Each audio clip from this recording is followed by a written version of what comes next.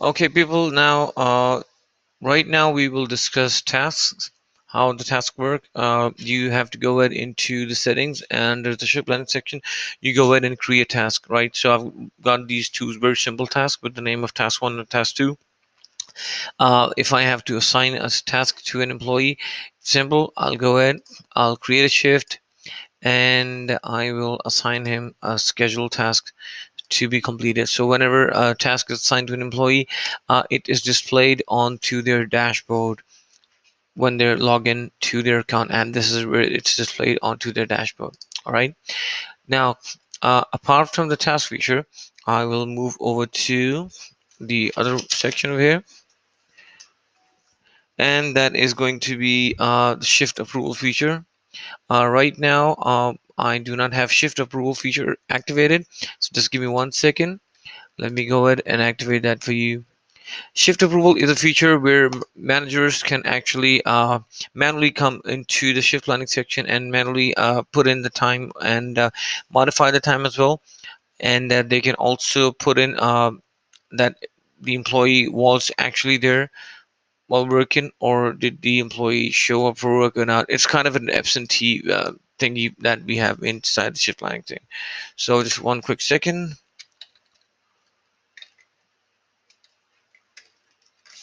Oops. Using the shift approval feature, activating that. All right.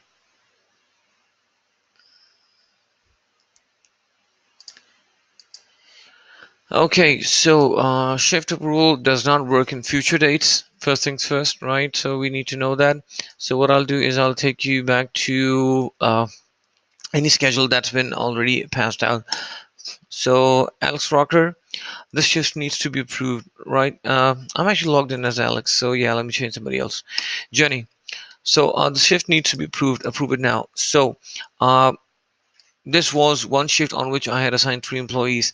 So if I make modifications to Jenny, it's definitely not going to be affecting somebody else's time.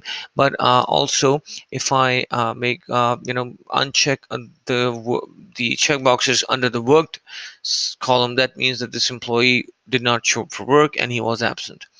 Back to shift, and there we are. It's approved. I can go ahead and make some amendments to it, or I can go ahead and totally unapprove it right now.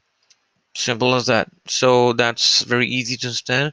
And nowadays, usually we don't come across with a lot of managers who are using the shift approval feature. But then again, I thought that it was something that it was good to know, you know. And moving to the next feature here would be a couple of options from the drop downs on the right column. That's what we're talking about. Sort by employee name, and once we sort it out by employee name, you'll notice that there's another option by employee start date. So by default, the employee name sorting inside the shift option window or the shift option box is by their start date, right? So we'll only have these two options only. You can hide your assigned tasks. Yeah, we can do that. Before we go ahead, uh, there's another one. There's another very important thing that I wanted to mention over here is that the schedule breaks. We already know that we have breaks that could be taken by the employees using the time clock section, right? And there are break rules.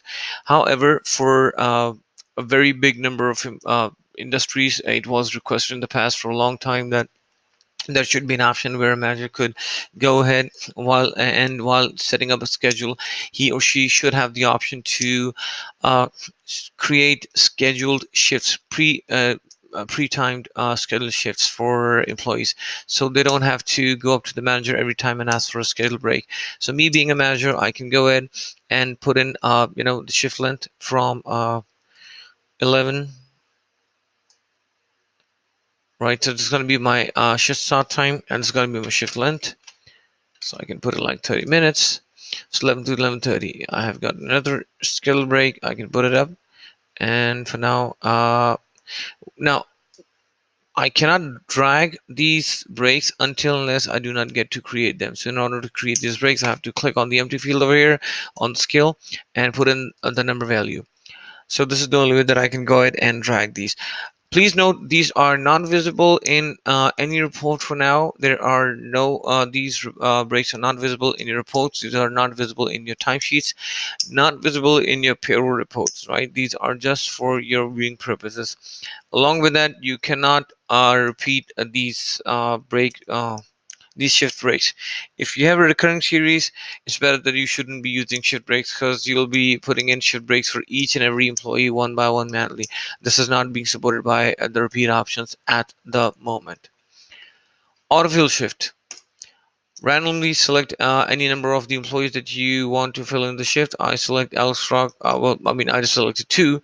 So it could be Alex, could be Brad, could be Charles, could be Ron. And it's Ron and Charles. So let's go ahead and save this once again. I'll click back on the shift and see this time around what happens. Could be both the same employees or could be somebody else. Hmm. Well, it's totally random. That's what I know. And this should ideally work as on random basis. In fact, let's do that. Let me go ahead and change the number, right?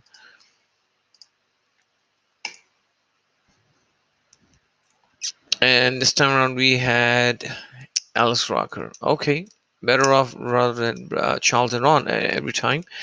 So with that being said, we know how to assign the task. We know how to go ahead and sort the employee names. We know how to go ahead and set up these schedule breaks.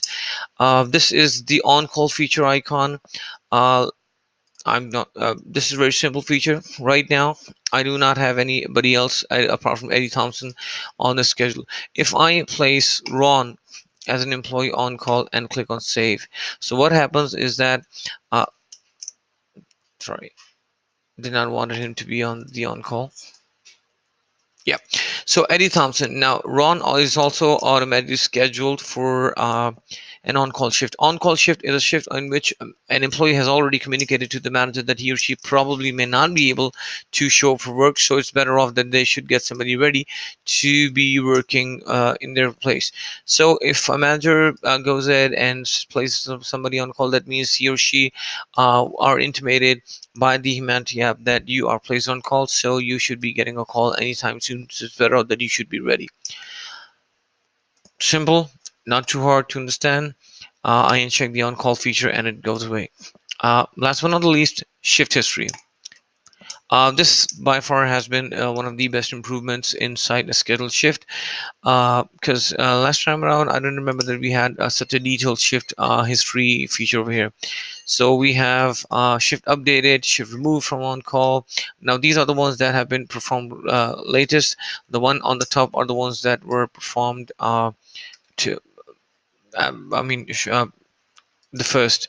So 1422, 1428, 1428 37, 1429, and 143002. So you see all the events, what was performed, who performed it, when did they perform it. Everything is written over here. And now, with that being said, we will go ahead and discuss work units. Now, work unit is a very simple feature. Work unit is a unit, or let's say a value that a manager assigns to his or her employees in order to calculate or gauge their sales or their marketing campaigns. Could be used for anything. Totally depends on the management how they assign it. So assigning a work unit, we have a detailed video on work unit, and let me just go ahead with that.